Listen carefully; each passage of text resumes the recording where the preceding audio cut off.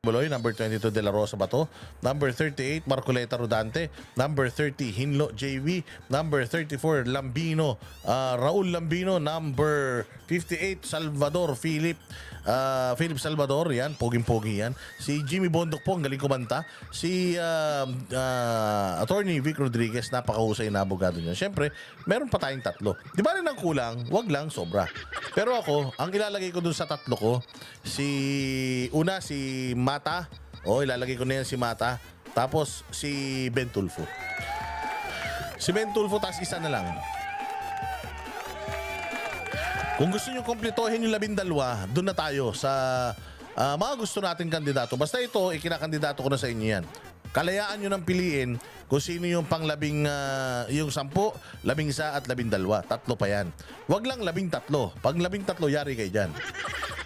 Laglag tayo dyan. So ako, unang-una ko itatanto sa aking balota, si Pastor Apollo Kibuloy talaga. Bago ko na hanapin, bilangin nyo maigi ha. Maganda maglista kayo para eksakto. Maglista kayo para eksakto. Huwag kayong Bagamat merong threat ng pandurugas sa eleksyon, pa rin tayo, magdasal tayo na sana hindi sila magtagumpay.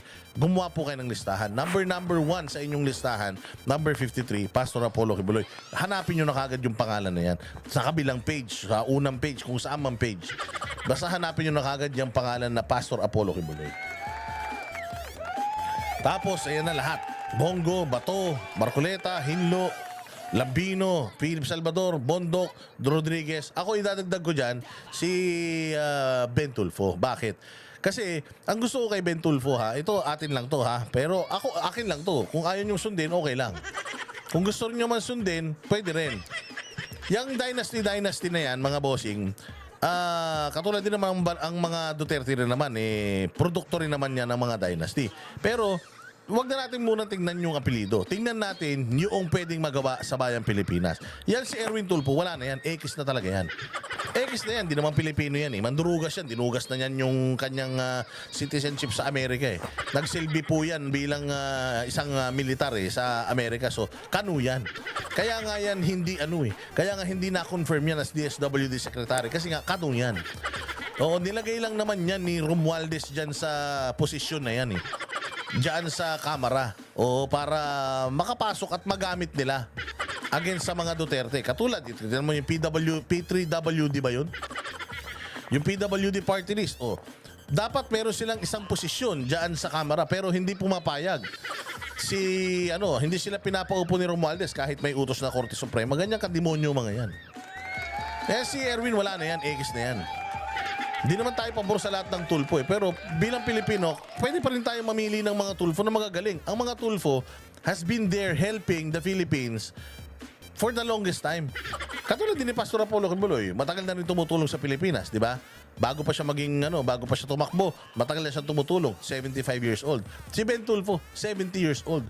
He's been helping yung mga kababayan natin na kahit papaano magkaroon ng magkaroon ng kakampi. At di lang kakampi, sinasamahan pa. Tsaka exposed ito si Ben Tulfo sa problema ng mga mahihirap, di katulad ni Rafi Tulfo. Ito si Rafi Tulfo, gumamit ng pera para sumikat. Namimigay ng pera doon sa mga pumupunta sa kanya. Ito si Ben Tulfo hindi.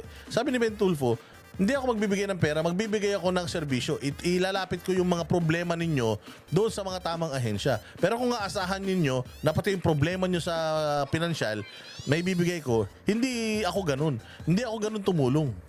Ganun si Ben Tulfo. At sabi nga niya, bakit pati ako nadadamay ako sa mga kapatid ko? Hindi ko naman pagtatanggol ang mga punyeta na yan. Ang tatanda na yan. Sabi nga niya, may mga kalyo na yung mga betlog niyan.